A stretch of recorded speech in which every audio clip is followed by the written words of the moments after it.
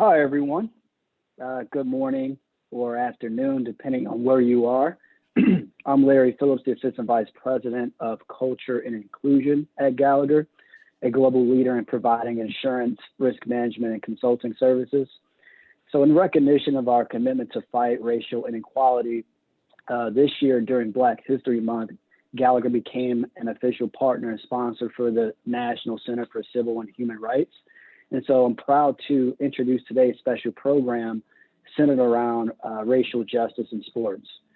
So, historically, Black employees of large corporations and other entities have faced challenges around racial injustice and really not having a seat at the table. And, unfortunately, Black athletes have endured similar challenges within the world of sports. The recent resurgence of the social justice movement has cast the focus on the disparities between the opportunities available to Black athletes relative to their white counterparts.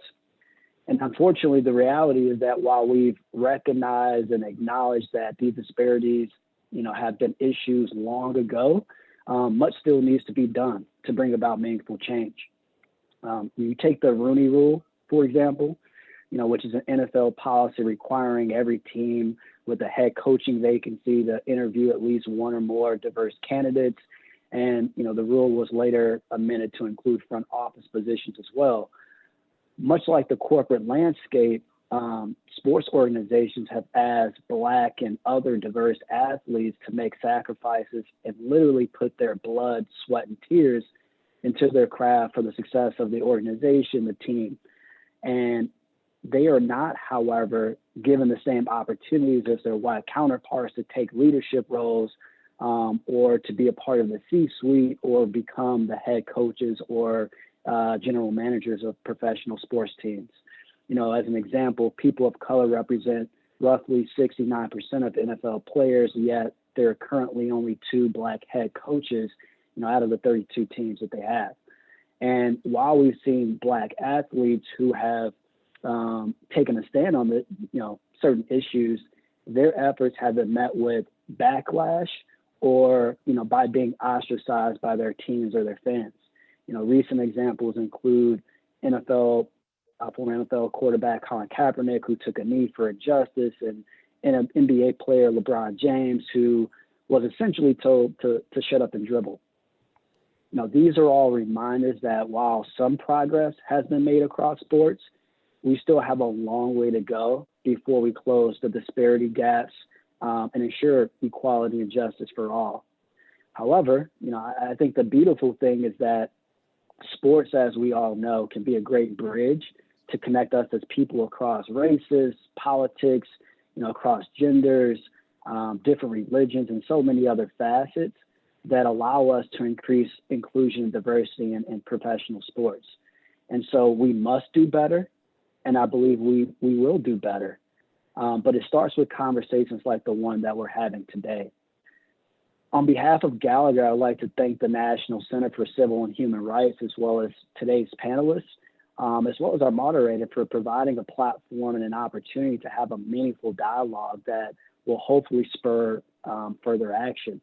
And let's just remember, I encourage you all to support those who, take a stand in the face of adversity to, address it and fight these injustices. Through our partnership with the National Center for Civil and Human Rights, Gallagher continues to put our values into action. Gallagher stands in solidarity with you all, and we're proud to participate in today's discussion and really explore actionable ways to combat racial injustice. So thank you all, and I'll hand it over to Leroy to introduce our panelists. Leroy, the floor is yours. Thank you very much. Hello, my name is Leroy Chapman. I am the managing editor at the Atlanta Journal-Constitution, and it is my great pleasure to be here. As a person who is responsible for managing a newsroom that has to have its pulse on the issues that our society cares about today, what we've seen over the past couple of years is that there is a movement, and this movement is about social justice. And the young people who are involved in it include professional athletes.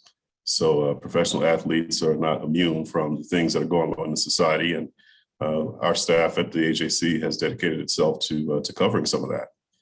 But this is a treat for me today. I am pleased to introduce to you a pretty esteemed panel.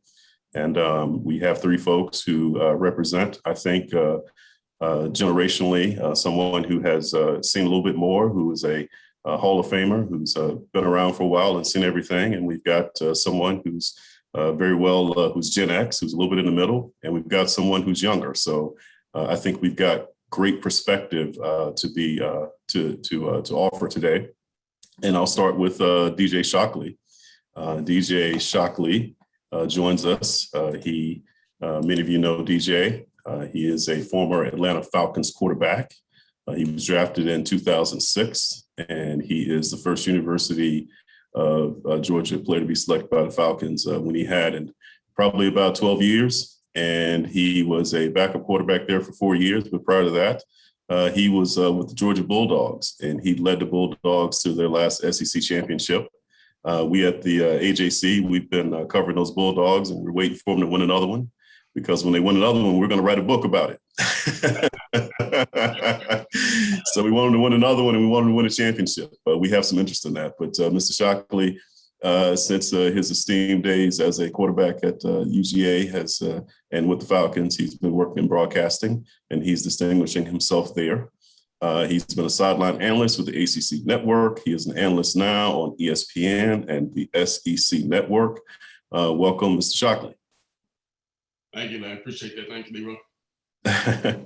All right, and we also have someone whose playing days are right now. Welcome to Stephen Means. Stephen Means is a defensive end with our Atlanta Falcons here, and he joined the Falcons in 2018, and he has already accomplished himself on the field, but off the field, he's been active, and he's been leading player-led movements with the Falcons on their social justice committee.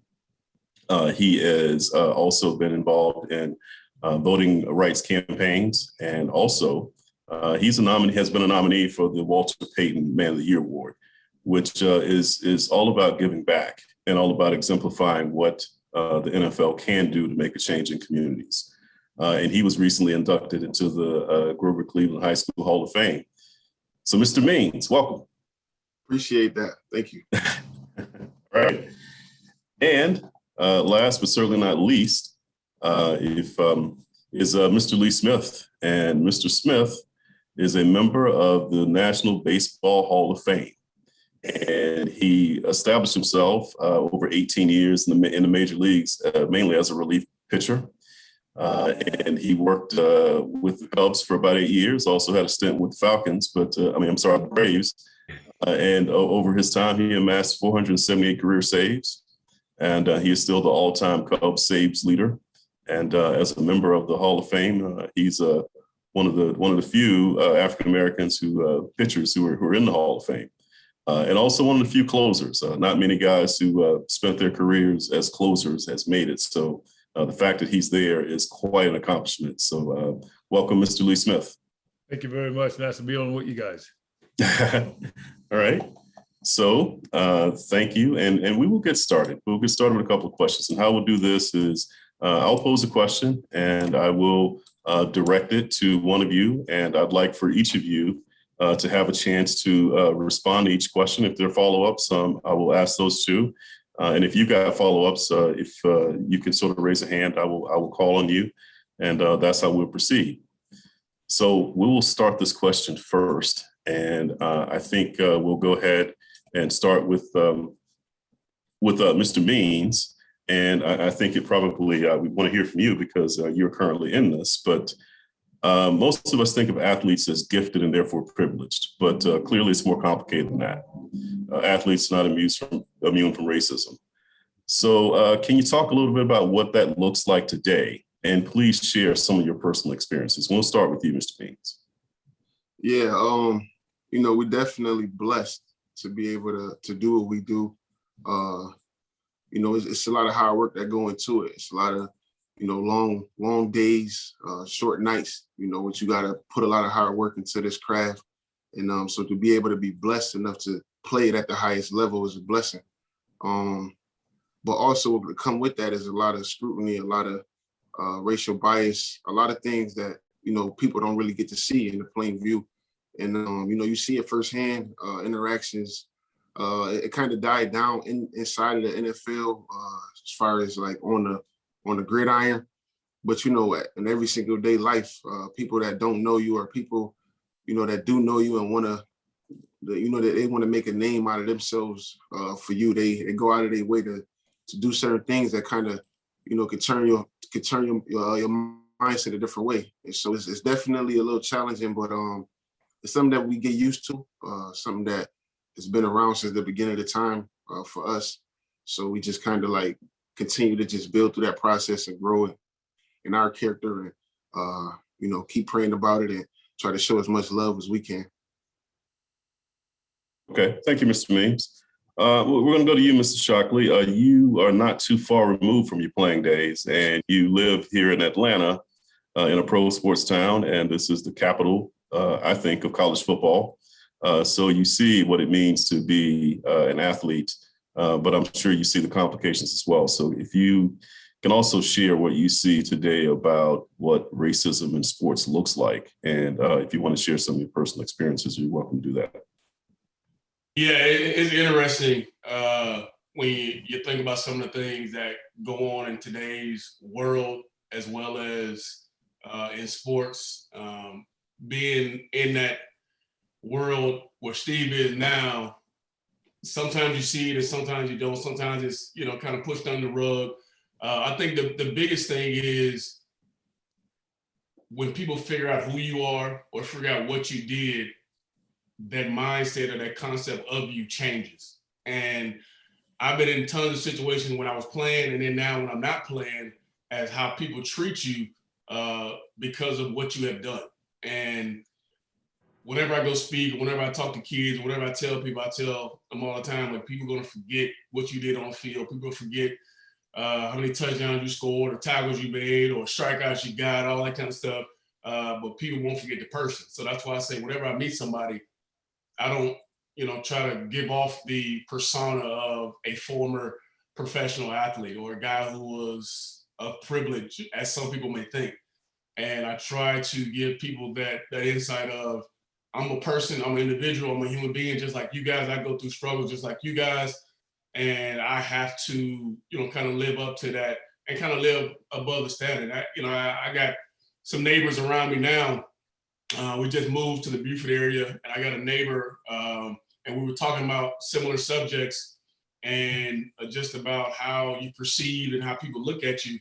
And I was telling him he's probably like a 60-year-old Caucasian male, and I say something as simple as walking around the neighborhood with my hood on, people look at me a little bit differently. But I'm like, I live in this neighborhood just like you do, but I have to think about what I have to wear when I walk around my neighborhood. And he looked at me and said, wow, I've never had to think about what I wear when I take a walk around my neighborhood. And I said, those are just some of the small things outside of being an athlete that being an African-American male, you have to take into account. So inside of sports, you see it all the time. As a former quarterback, a former African-American quarterback, we're absolutely looked at differently. And that's part of the struggle that, I've had to try to fight throughout the years, but you see it time and time again. And I know we'll get into that, and I'll tell you some of those stories as we get on going too. Okay. All right. Thank you, DJ. All right. Well, we're going to go to you, Mr. Smith. So again, athletes are not immune from racism. So talk about what you see today and share some of your personal experiences. And as the elder statesman on the panel, you can reach back all the way to the 80s, and you have the advantage of seeing the arc of what it was like in the 80s to now. So share a little bit about what you see and what you've experienced. Young man, it is, I don't know where to start. Because you guys already have touched on so many subjects, but for the young men that I think they work so hard, and when you get out there, it looks easy. but they don't look at the things that you had to go through to get there, to work that you have. The young man talking about the short nights, and half the time you can't sleep because you're thinking about, I got to get better. I got to do something better. I got to work harder. So it looks easy when they get out there on the gridiron or on the field or wherever it is. But I was brought up in the South, and this young man talking about walking through the neighborhood, what he wear. Man, I'm telling you, it is so crazy. Back in the 80s and the 60s, 70s, when I was in like high school, it's amazing the things that we had to think about, not just as an athlete of getting to and from practice and things of that nature. We couldn't just like walk to practice and back. And we talking about, I'm 63 years old, man, and I just can't imagine what the guys had to look and go through before me. But when you get out there as an athlete, and I didn't realize, I thought, okay, I played Major League Baseball for 18 years, man. That's the best it could possibly be as a young man from the South that still don't have a red light in their hometown, right? Man, when I got to the Hall of Fame, and the young man just said about how you treat it differently, and then you would think about, if I am treated like this because I'm a Hall of Famer, I'm a professional baseball player or whatever, what does the average man that's going to work, at the store, what do they have to go through and things of that nature? So we have to, as those athletes, to help them understand this, but they just make it look so easy. I think when you see a professional athlete go out there and these guys are running touchdowns, they're throwing, home runs and all this good stuff, it makes it look easy, but it's not. For more of the things that to go through. Then you got to think about that, in your back of your mind while you're out there trying to do your job. So, Mr. Means, I'm going to come back to you for a follow-up. You are now young. I see your dreadlocks. When you talk about the perception and how you're treated and some of those differences between people who perhaps know you're an athlete, maybe they don't.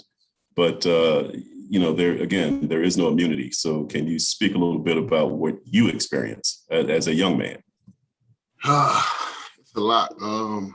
I can go for a long time about just the dreads, about just the stature.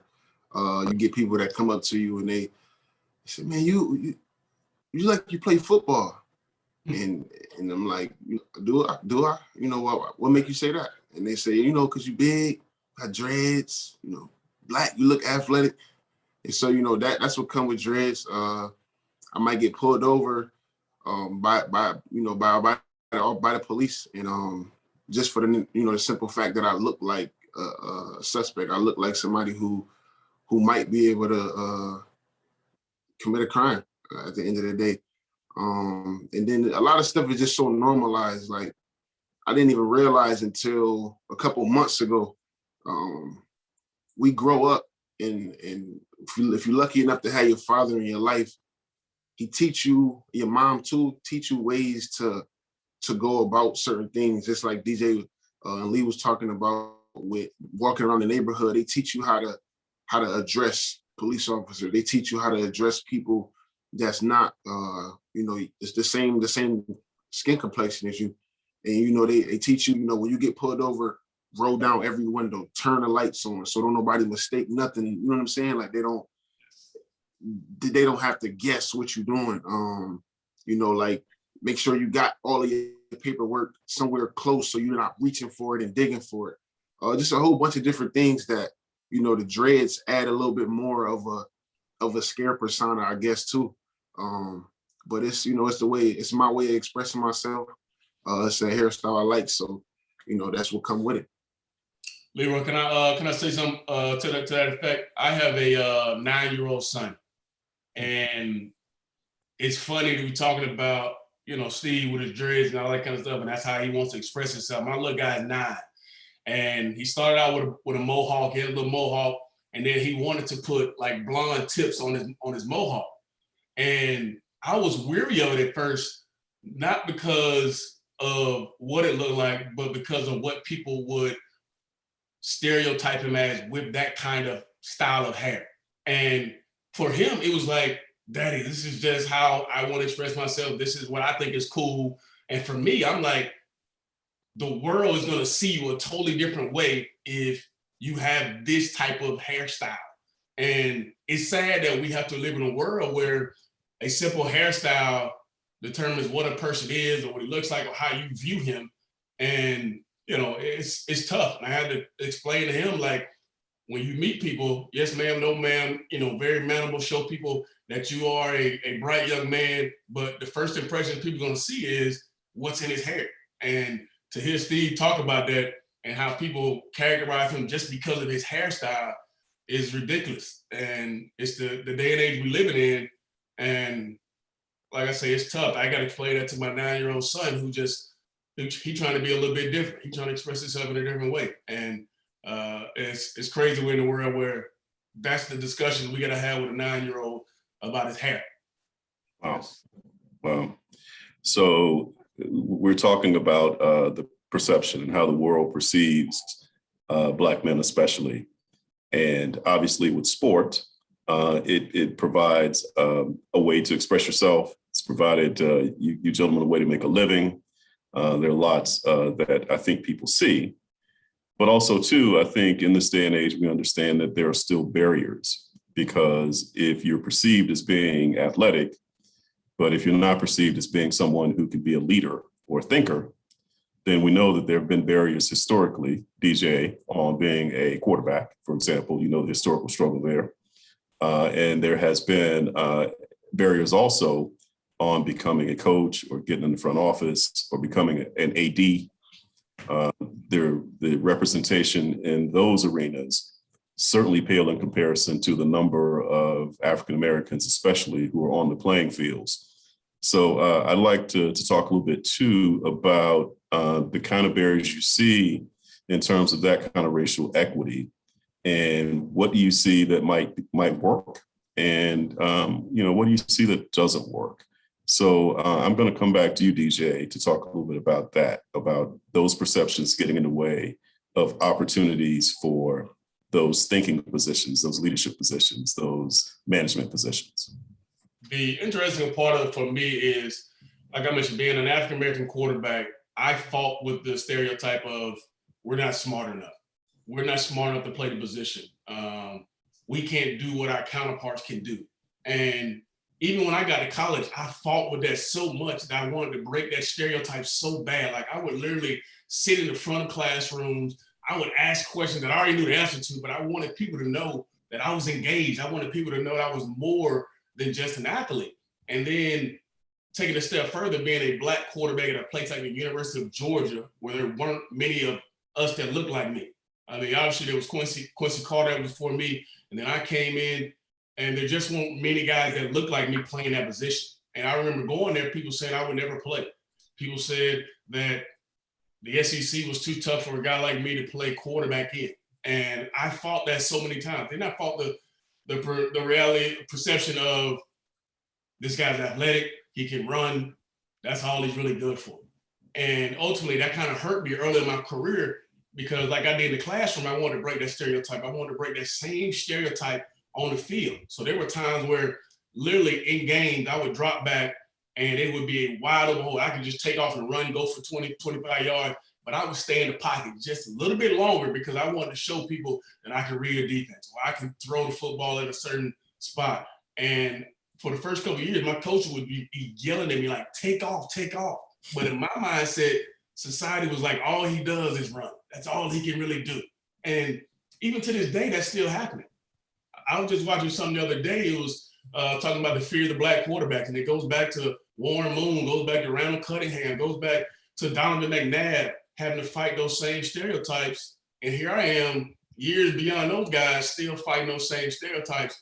And after a while, I had to realize that God gave me a certain skill set, regardless of what people thought about me.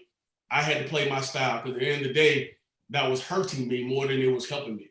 And I realized society was ingrained that in my brain, and I had to kind of change my mindset of, you got to go do what you got to do to be the best player you can be. And ultimately, you know, it turned out pretty good for me. And it was the same situation when I first got to Atlanta. My rookie year, I'm playing with the face of the league and Michael Vick, and he was fighting the same stereotypes at that time too. Everybody know what Mike was about. So you got two Black quarterbacks in that same realm who, fighting the odds and, making it to the ultimate pinnacle, which is the NFL, but we still trying to break that stereotype of we can't stand in the pocket and read defenses. And I think that's the number one thing that quarterbacks who look like me have to defend with. I mean, even to this day, we think about Justin Fields, who just got drafted, and what he did versus Clemson in that game, taking his team to, the national championship. Nothing changed from there to the draft. But, week before the draft, there's, talks about his mental IQ, talking about what he can do mentally. And I'm like, this dude obviously can read defense. He took his team to the national championship. He's playing, the best football. He's in the Heisman race. Like, that just don't happen because the dude athletic. And still to this day, we fight that every single day. We still fight trying to change that perception of what people think of guys who play their position who look like me. Wow. Well, Mr. Smith, I'm going to come to you, and thank you for that, DJ. You are, an accomplished as you can be on the field, and we see Black baseball players who are accomplished, but when you begin looking at who's in the dugout and who's a scout and who's in the front office, we see something that's different. So why don't you tell us about the kind of barriers that you see that we should be talking about that might be preventing people from transitioning from success on the field to success as a manager or executive? Well, for some reason, man, I don't think the Major League Baseball is doing enough to scout the areas where the Black athletes are playing.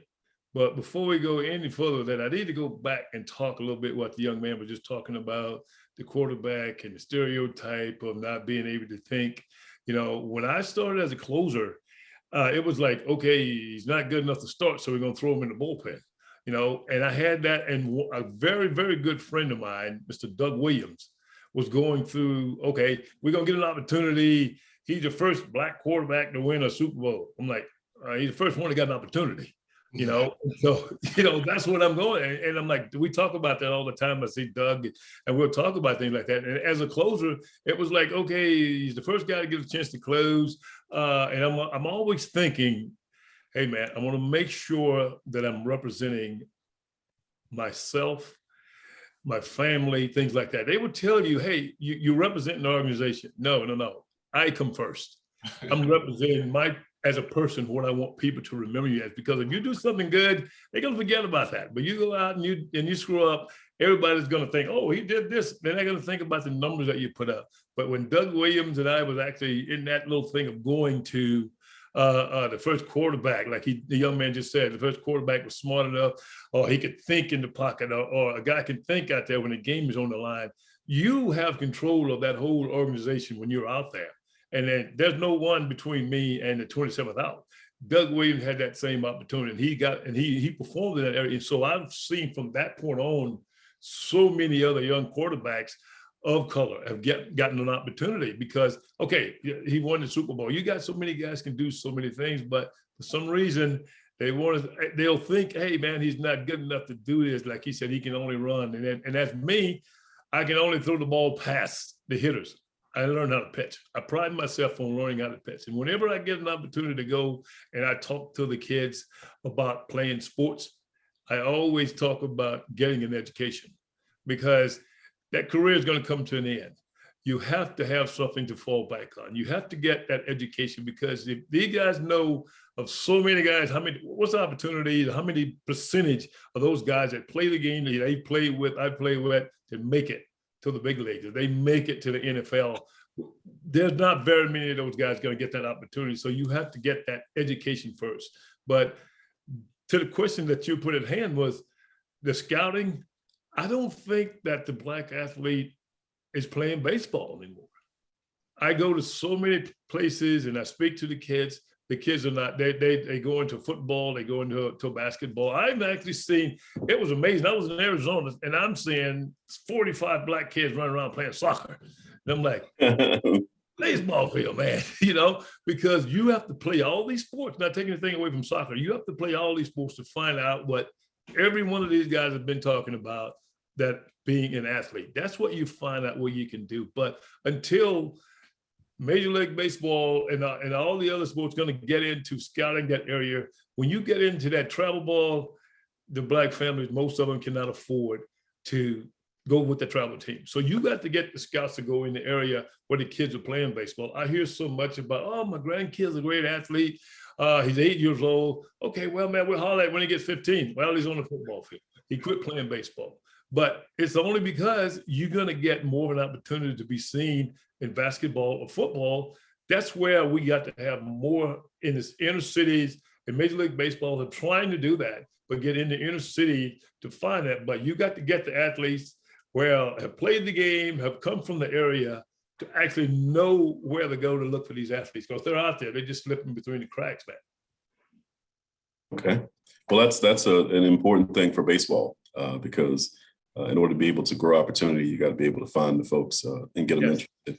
Yes. And, I'm a big baseball fan, and I got to say that when I look at my family, the kids in my family are playing other sports too.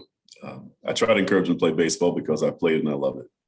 But that's certainly really interesting about the challenge for Major League Baseball. Okay, Mr. Means, coming back to you, barriers that athletes may face, and you are in your peer group, are playing, but I'm sure you guys are thinking about life after, you hang up the cleats. And what do you think about the opportunities for someone like you or any of your peer group, African-American athletes, to participate in the very lucrative field of executive management or, being a coach? Those things come with big paychecks, and the representation right now, if you look at the NFL, is sorely lacking when you compare it to the number of African Americans who are on the field. So what do you think about your chances or the chance of your peer group? And do you think enough is being done to make sure you guys have opportunity? So I have a couple former teammates that are coaches now, and a couple teammates that's still playing that have talked about wanting to coach. And it's probably because we now we live in an environment, in a society where you aspire to be what you see. And a lot of people we're not programmed to think outside of what we see, right? Like it's biblical, but in the real world, we see something on TV and we go, "Ooh, I want to do that." Or we see somebody doing something and we go, "Ooh, I want to do that." And so we see a lot of Black position coaches, a lot of Black GAs, and a lot of the guys in the locker rooms is talking about wanting to coach. They want to be a position coach. They want to be a coordinator once their playing days is done. But not a lot of guys. I've never heard one person say they want to be a general manager. It's unlikely to see a player go from being a player to being a general manager. I played for a lot of different teams, and I played for a lot of different, staffs, and only 2 of them have had a Black general manager. And he played. Ozzie Newsome played in the league for a long time, and right now I got Terry Fontenot, but nobody in the locker room is saying, I want to be a general manager when I'm done playing. That's way more money probably than a position coach or a scouting assistant. And then to even go a step further, you got to look at guys like Jordan, Michael Jordan, or LeBron James, guys like that go outside of what they can see and aspire to say, I want to own a team. And guys are not talking about that in the locker room. We don't even believe we could do it, probably because we don't see a lot of it. And so that's why I say, we growing up in a society now where we aspire to be the things that we see because we believe it to be something that we can attain. And right now, it's not set up for us to be in those type of higher roles. They got the Rooney Rule in place, but that only goes so far, right? That just allows or forces teams to interview, minority and Black people that's up for that position, but it don't force nobody to get into those interviews and really figure out what's going on. You got guys, coaches that haven't had a losing season ever since they became a head coach. And I won't name names, but that's in the NFL right now that 14 years haven't had a losing season. And they was turned down for head coaching jobs. It was told that they was too hip hop for the role. And so, you know, when you hear about stuff like that, it's a little discouraging, and you kind of go, well, yeah, I ain't about to try to probably be a head coach in the NFL. I might go back to high school. I might go back to my high school I was at and try to be a head coach and work my way up from there. But yeah, it's not really too much aspiration to be the top executive positions in, you know, when we in the locker room talking. Okay. All right. Thank you, Mr. Means. I certainly appreciate that. I think we'll turn the discussion now to the moment. So this past year and a half or so, the idea of social justice and what that means now, and thinking about what we see in in American society that affects African Americans, as we talk about our history, as we talk about our opportunity, as we talk about equal treatment and all of those things. We've had a lot of protest. So we've seen pro athletes express themselves. We've seen what the leagues have done in the NBA, the NFL, Major League Baseball, the WNBA. So I'd like to hear your thoughts about how the NBA, the NFL, Major League Baseball, and the WNBA specifically handled racial justice and protest and allowing their athletes to express themselves. I think that all of them were distinct in their own way, but as athletes, I'd like to hear from each of you about your reactions to how the leagues handled allowing athletes to express themselves in this very critical moment. So we will start with you, Mr. Shockley. I think because of where we were in those times and still in those times, the leagues had to kind of get on board. I think they felt like if they didn't get on board, they would lose the number one important commodity, which is their players. And I think the players, men and women, both realized we have so much power. We have, our voices can be heard, our voices can make a difference. And at the end of the day, I think they, as athletes, understood if they don't have us, then their bottom line is really in trouble, which is making money. And the NBA, the NFL, WNBA, I think all the leagues knew they had to stand behind their athletes. And as we mentioned, majority of those leagues are predominantly Black. And when a select group of people are, I want to say, backed into a corner or feel as though things aren't going their way and they make it known, I think the leagues had to listen. And I think the bottom line is it's taken this long. Like you mentioned, we had Kaepernick, who's been, talking about this for I don't know how long. And it was just really one guy. There were, a select few guys here and there who, were behind him. But when it's put front and center, when you can see, video of George Floyd and people can actually see it. And for years, people didn't have cameras or they didn't have people, videotaping it. So people didn't see this stuff that was happening all the time. And now it's just been put front and center. And now the people who are in these leagues are making it more of an importance, I would say, than obviously the leagues had to back. They had to get behind them. They had to, show that they're in solidarity, because they knew at the end of the day, if they didn't have those guys or those women, their league would not make it. And I think we saw it front and center when, the NBA was in the bubble, WNBA as well, when they just said, we're not gonna play. And what the league gonna do? What the people at the top gonna do? They can't do nothing about it, because at the end of the day, in the position that we're in and what was happening around the world, you had to take heed. And one thing that I did, which was pretty cool, was I had the opportunity, Kirby Smart down at Georgia, when all this stuff was going on, he called up myself and a bunch of other, former players, and he said, look, we got some unrest in our locker room. We got some of our Black athletes and some of our, white athletes, and you can just see the tension, because the white athletes didn't know how to really communicate with their fellow teammates about what was going on. And I commended him for reaching out to us and saying, look, I've never sat in your shoes. I don't know what it's like to be an African-American male, but I'm willing to listen. I'm willing to learn. I need you guys to come in and help me because I don't have all the answers. And I think that was the number one thing was, especially people who are in those positions who are willing to listen, willing to learn, and actually have some empathy and care for their athletes and want more for them, and not just looking at them as they're just guys who can make me a lot of money or can win games. These are people. And at the end of the day, I think it was big for him to reach out and have that kind of open dialogue and conversation. Everything was on the table. And ultimately, a lot of guys got a lot of stuff off their chest. And I think that's similar to what happened in all three of those leagues is a lot of people had a lot of stuff sitting on their chest or on their shoulders for a long time. And now you get a chance to let it out with the protest, with the way you talk, the way you communicate, and taking away something that they feel is the most important, which is the games. But I think they let them know the games aren't what's most important.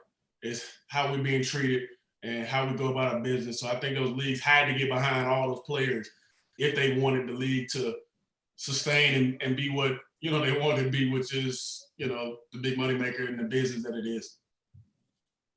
All right. Thank you, Mr. Shockley. Mr. Means, to you, the same thing, your reaction on how pro sports handle this, but also takes into locker rooms now. Mr. Shockley mentioned some tension in the locker rooms and that he got a call from a coach saying, let's figure out how to talk about this. You're still in locker rooms, and I'm sure there's some discussion. So help us to understand that and tell us your thought about how the leagues have handled that kind of expression. Yeah, I think it was tough for a lot of the players because for a long time it was this stigma around you need to just play the game and do business as business is being done. And you always you would know that when guys step out of line and when guys try to speak out and use their voice or protest, there was a price to be paid for that. And so if you wasn't in a position enough to be able to do that and be okay with what the consequences was or getting scrutinized for it, then you kind of just had to just tailor back. And so when everything transpired, right, like it always been going on, but like DJ said, it haven't been recorded for forever. So when everybody got a chance to see it firsthand, then it was like everything just opened up, and we as players really didn't know if it was real. You still had players in the locker room that was still feeling like, I'm not about to say nothing because I'm not trying to lose my job. And I remember having that same feeling when 2016, when the protest was going on, and I partook in the protest, Monday Night Football, and I didn't know all the backlash that was going to come with it. I didn't know all the scrutinies, that was going to come with it. But as soon as it happened, as soon as we was doing it, you could feel the tension in the entire stadium. You could hear the fans. You could hear, you could see people on your own sideline. That was just, it was a lot of tension. And so I started, in the middle of the game, I know, okay, tomorrow I'm probably gonna get cut. I'm probably gonna be released. I'm counting up to see, do I have enough money to make it a certain, like how far can I go with the money I got from the years that I've been playing? And so, when you put people in a position like that, it's a lot of people that's not going to speak up. A lot of people that's going to sit there. But our organization did an amazing job, in my opinion, allowing us a chance to voice it. They brought a leadership call together.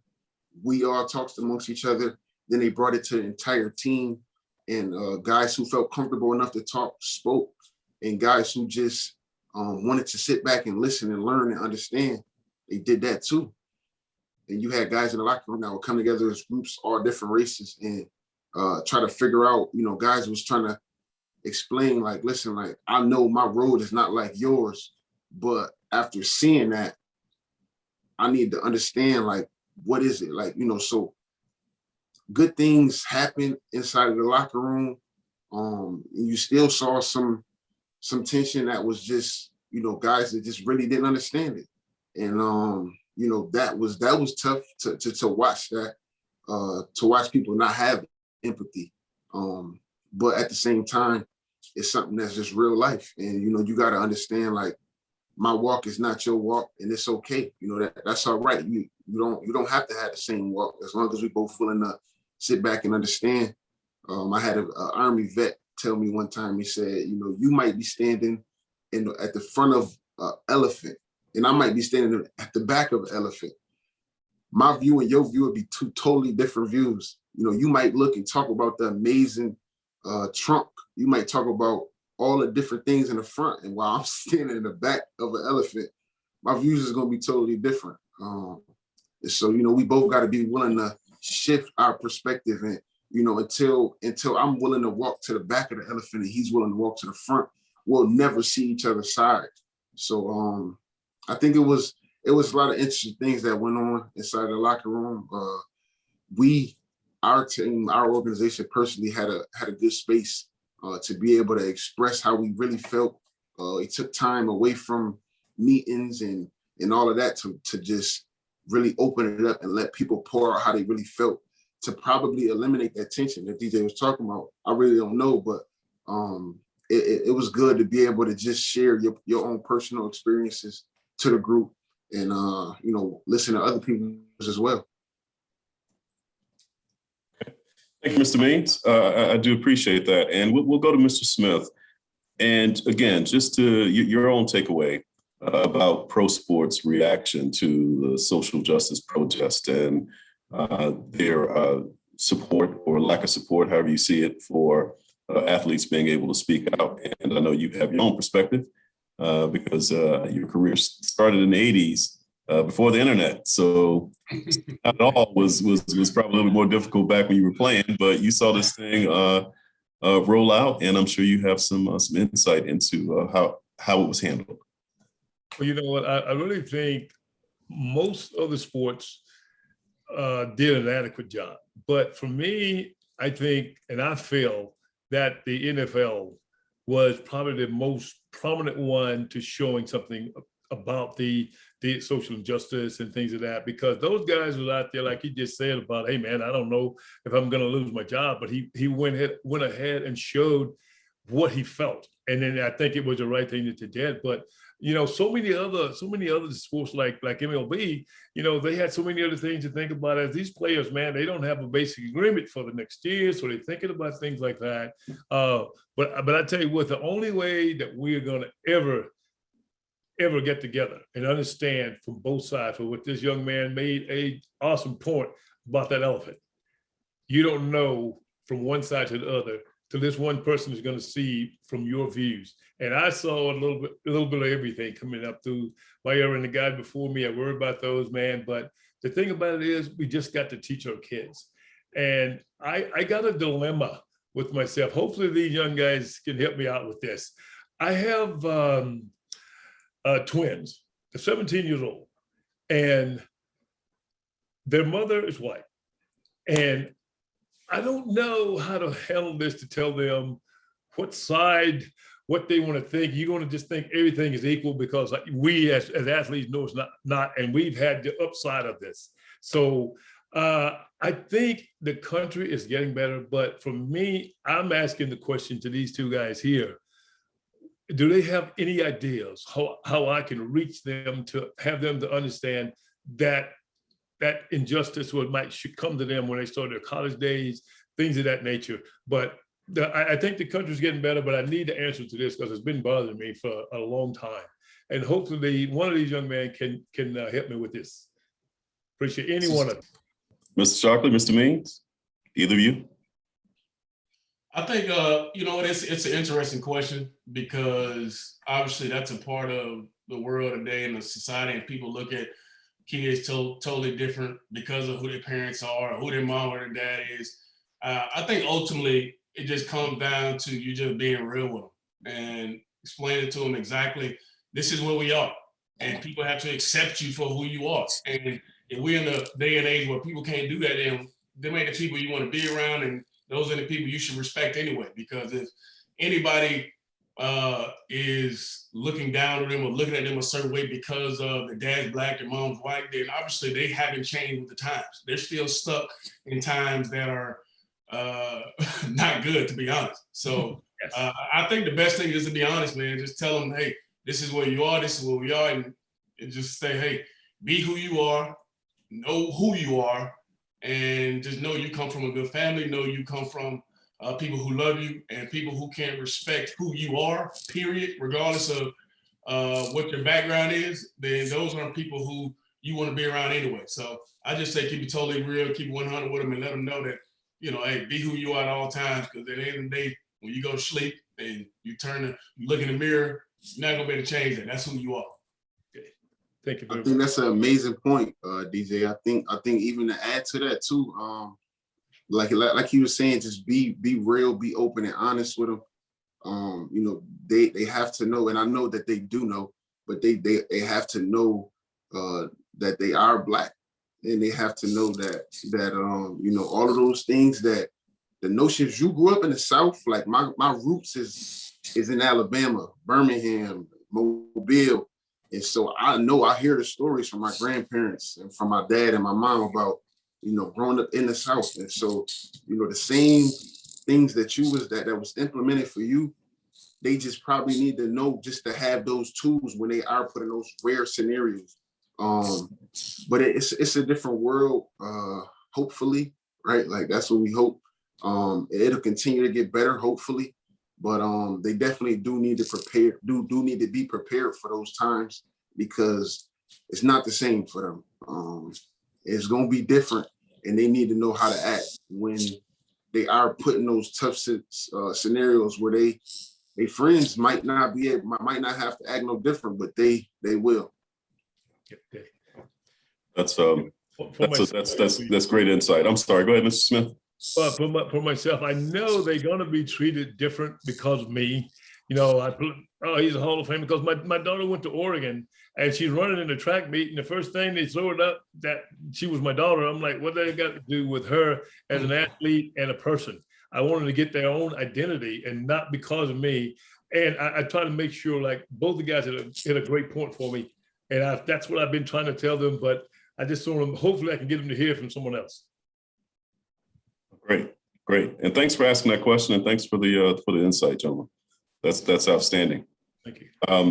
So we have an audience here, and we want to take questions from them. So please give us your questions, and I will see what we can get. Here's one question from the audience. So I think they'd like to hear more about ways to use your platforms, your individual platforms, to talk about issues that are about social justice. So you guys have folks who know you, who look up to you. It is being able to have access to media and access to social media. So given that, talk about the obligation maybe you feel, and what you would like other athletes to do, perhaps, in having these discussions about social justice. And I will go and start again with you, DJ. If you can talk a little bit about the obligation that you think you have personally, and maybe the obligation that athletes have in using their platforms to have these difficult discussions. I think it's crucial that we're able to use that platform. Obviously, a guy like Steve, who's in the league, has done a lot, is in the community. I mean, dude's Walter Payton Man of the Year. Like, I mean, come on, it don't get much bigger than that, especially for in the NFL. And it's one of those things that's well respected, because that means, yeah, you're doing good stuff on the field, but people are understanding how much of change you can have off the field. So I definitely commend you, Steve, on that, man. That's major. And I think the number one thing is the constant conversation or the constant action. Because I think for so many times we see stuff happen and we're all in for, a week, 2 weeks, a month, 2 months, and then we move on to other stuff. And I think the biggest thing that we as athletes and former athletes can do is to continue to apply pressure. Because if you keep going, you keep applying pressure, you keep the conversation going, you don't allow it to just fade away, then that's when I think true change will happen.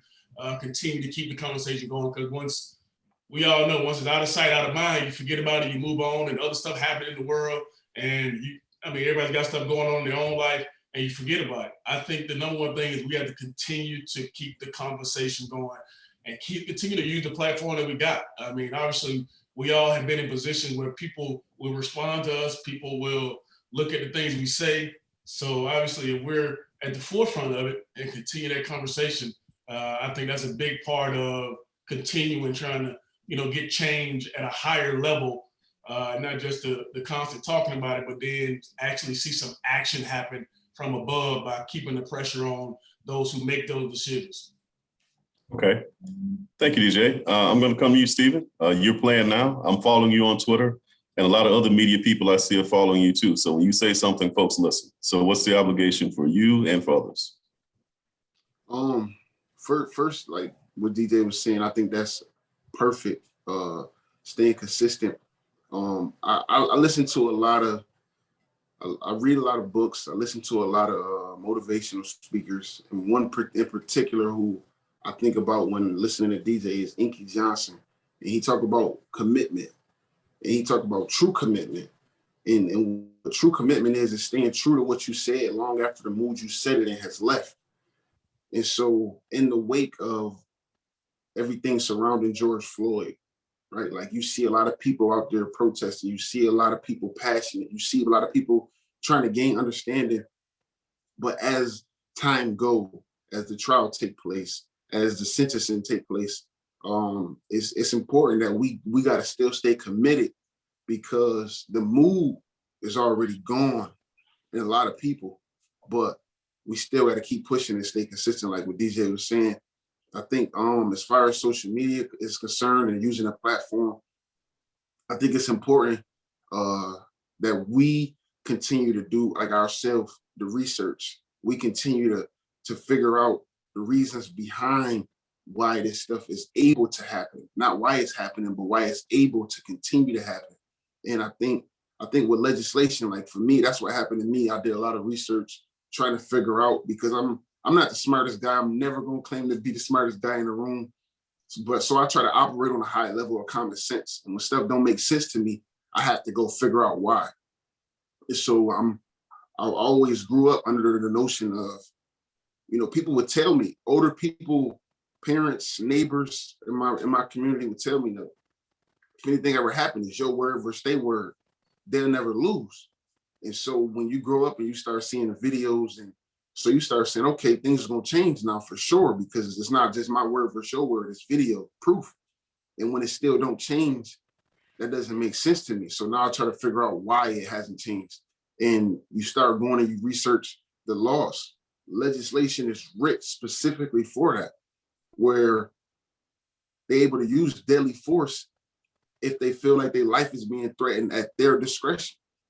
And when you, I'm like, their discretion, like to me, let me go recheck what discretion means. It's my discretion. So if I'm scared and you sneeze, you cough, you know what I'm saying? Like, it's okay for you to use deadly force for that. And so I think when you bring light to those things as an athlete or as anybody with any type of platform, you just try to continue to bring light to that during the time that you can, during the time you got the most notoriety. That might spark a different change. That might spark change in legislation, and that might spark people saying, okay, you know what, let's not just keep voting for whoever is the two primary candidates. Let's try to groom somebody to be a candidate for us. Let's head in a different direction. I don't really know the answer, but it's a lot of brainstorming, a lot of speculation, a lot of tirelessness that can go on behind it, but it's all working. Well, I'll tell you this, Mr. Means, it's not about having the answers. I'm in the media. Sometimes it's about just asking the right question. And that's, I think, where we are too. It's sometimes not just the answers, but just asking the right questions and asking those questions of people who are in authority, people who have an ability to change things. So that's part of this for all of us. I mean, there's an obligation to ask questions. So, Mr. Smith, we're going to come to you too. We're running a little bit short on time, but I wanted to hear from you too about the obligation and some of the things you can do and what some of the things you think your peers should do. Well, those two young men just did it all. They said you have to educate and keep letting them know. Now we have that media platform. For some reason, the professional athletes, their kids are going to listen. They're going to listen more than their own parents. So if you can show them a positive, no matter what you do. I mean, you just think about, oh, I had a bad game. Try to find a positive in something. But the main thing is keep educating the kids and keep letting them know, hey, things are going to get better. Don't just think of what happened today is going to be. That is not the final. Make sure you keep working at it. But there's no, our future is going to be those kids. So we got to keep working and making sure they understand and letting them know things are going to be better. It's got to get better if you keep working at it. But if you keep educating, that's all it's all about. Because whenever I ever go and talk to kids, I always talk about make sure you're educated. Don't go out there talking something that you have nothing, or no idea what you're talking about. Get the education, get the background, know what's going on. And I think things are going to get better for us as a country.